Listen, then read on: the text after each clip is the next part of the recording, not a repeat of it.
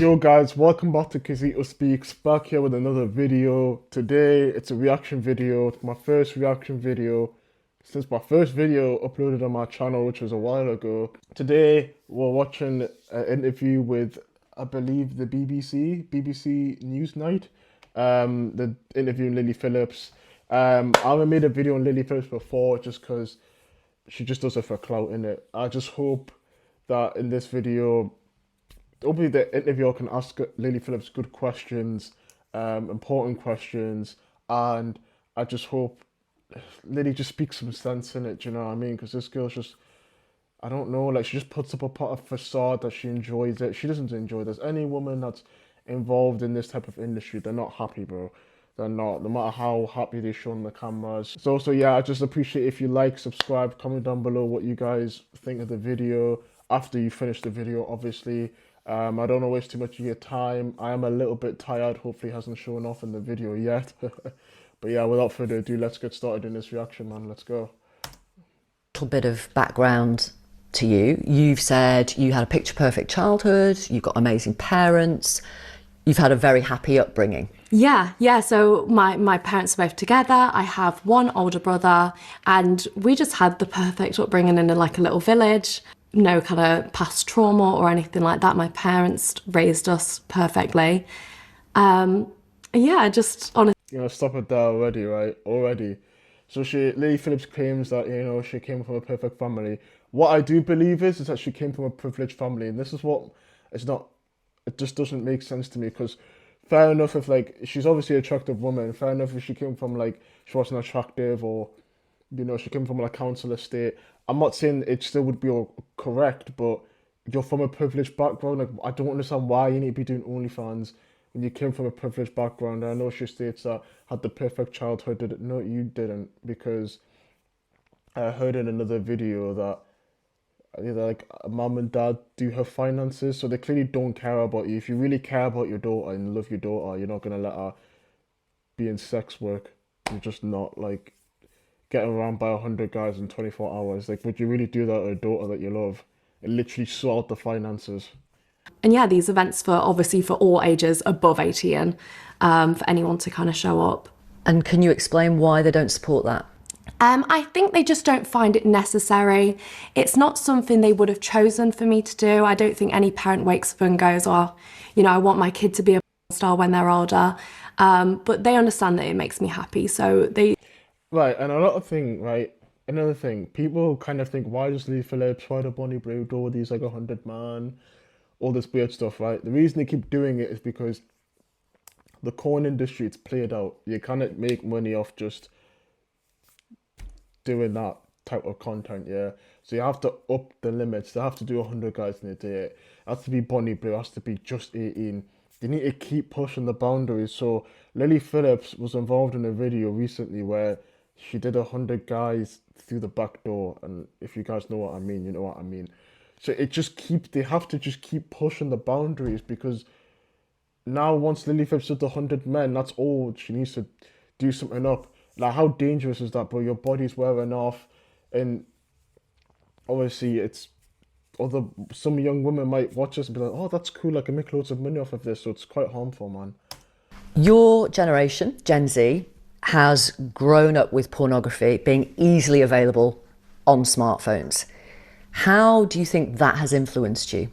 Honestly, I probably watched pornography first when I was maybe 11. And so I've always known about it, I've always knew it was a thing, and I always thought it was very normal to watch. And I personally don't think pornography is a bad thing in moderation. I just think it's when younger adults have a lot of access to it, that's when it does become a problem. But if you started watching it at 11, yeah. I mean, that is so young. Yeah.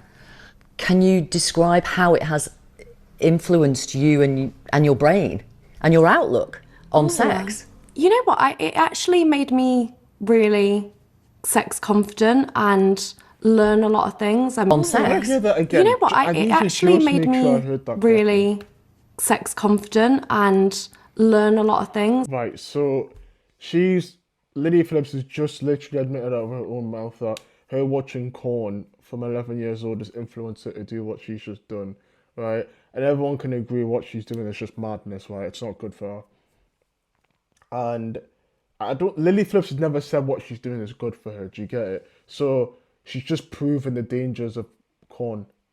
And she said corn's a good thing. No, it's not. It's been linked to depression, anxiety, abuse against women. It damages your brain. Like, there's many studies to go against that corn. Sorry, I don't want YouTube to censor me.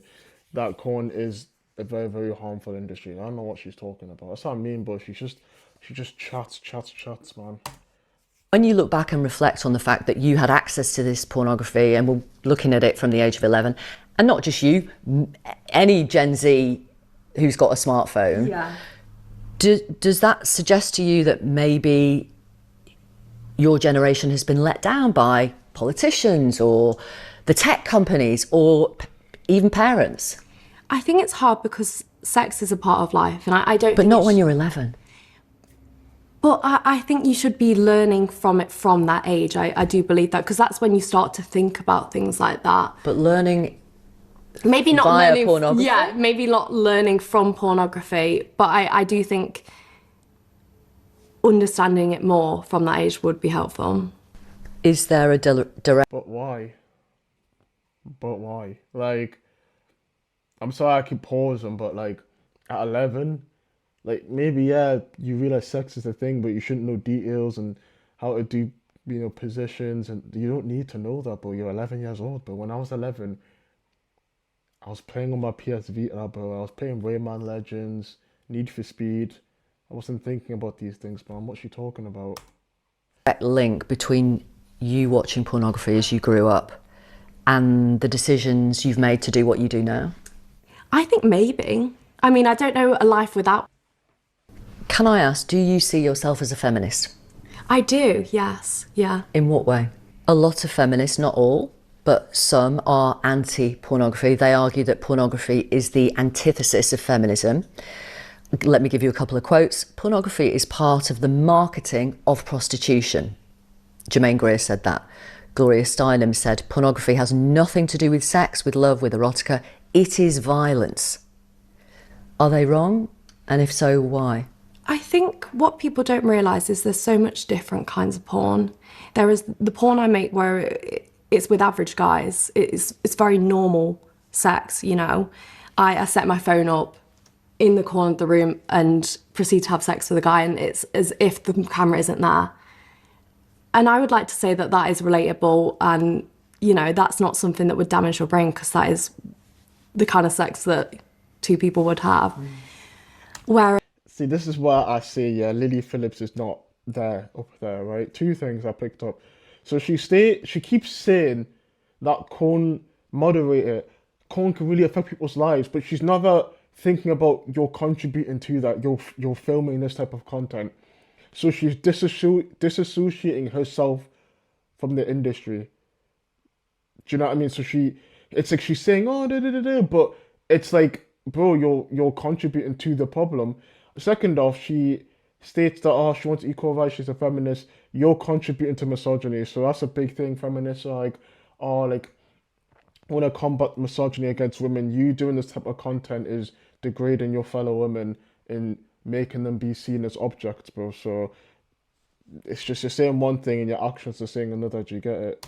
Whereas obviously there's the more like rough kind. It really depends. And I think feminists, when they're talking about pornography, they tend to just talk about this really degrading type of porn. You are famous for having sex with 101 men in a day. It was documented in a YouTube film, which has had 10 million views.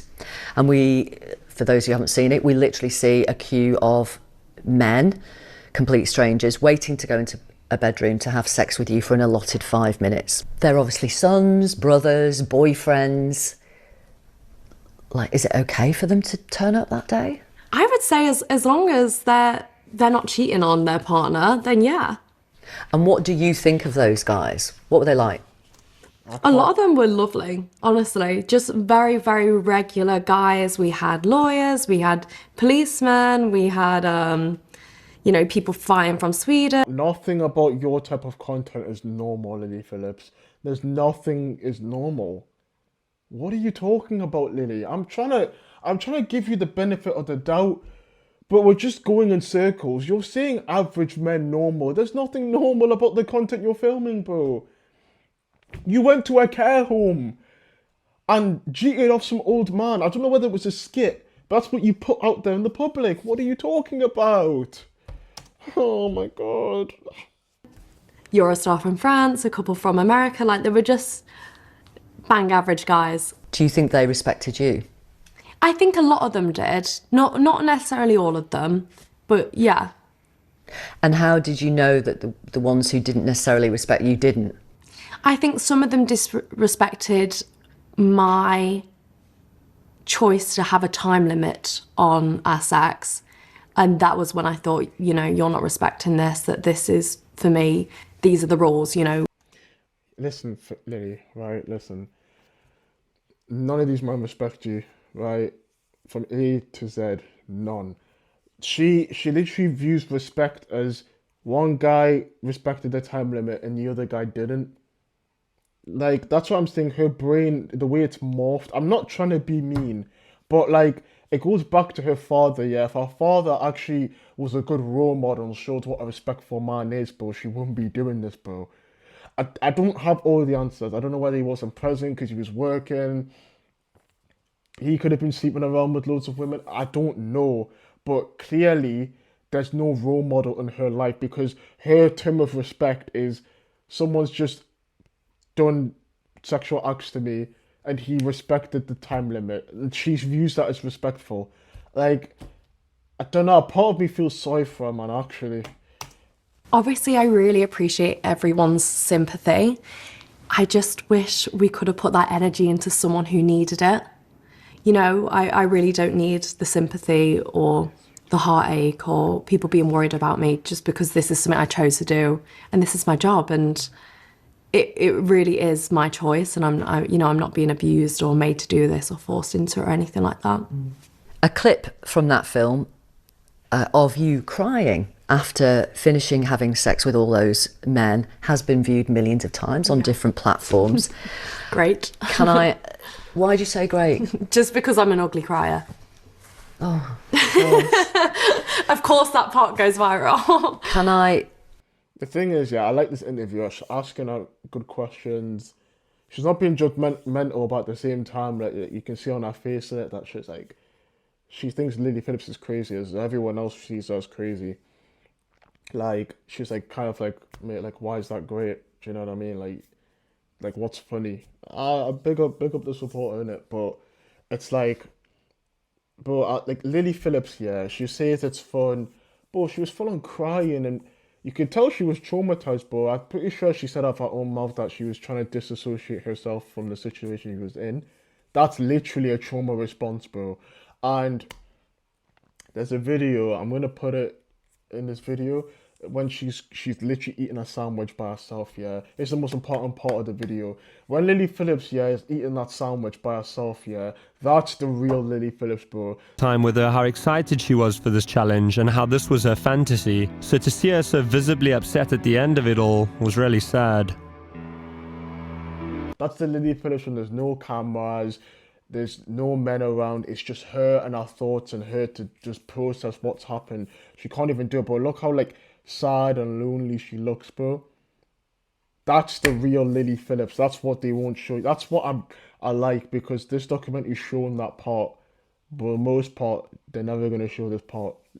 And the documentary was posted by another individual. I forgot the guy's name. But Lilly Phillips would never actually post that. She wouldn't. She just wouldn't. I've got the clip here. I'm going to ask you to watch it and then I'll ask you about it.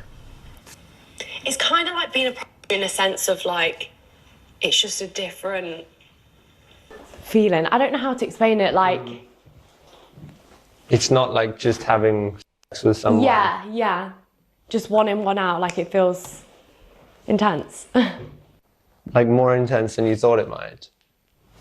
Definitely. Sorry. Okay. Okay. Just take Yeah, 1 minute.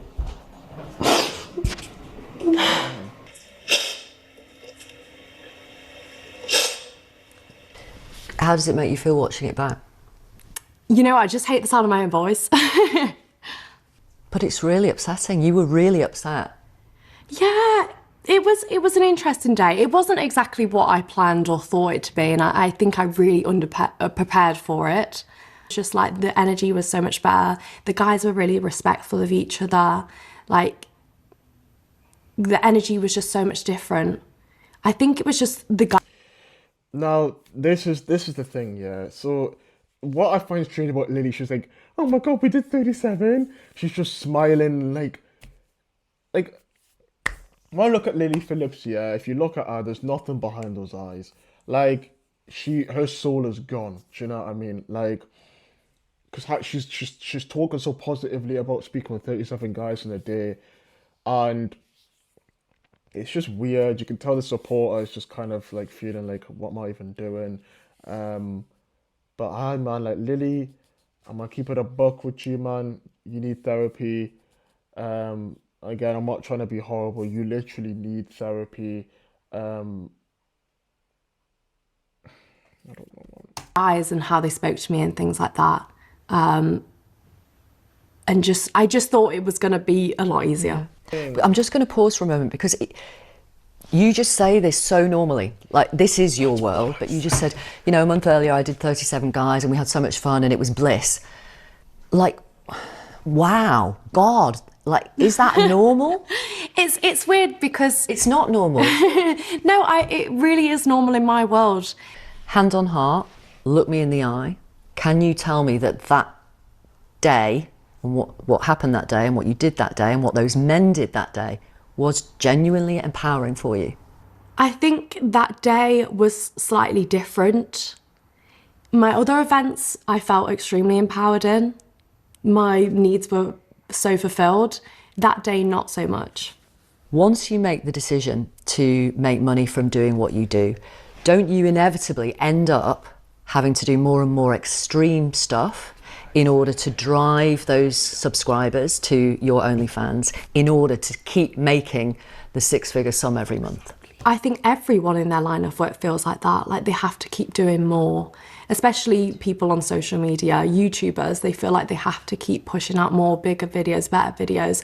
And I just think that is the reality of this kind of world.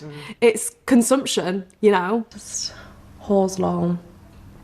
Disgusting, ugly, mid-whore. Don't you have a litter box to go clean? You're actually ugly, sorry. So these are just like a little bit of a mix of comments. Does it bother you?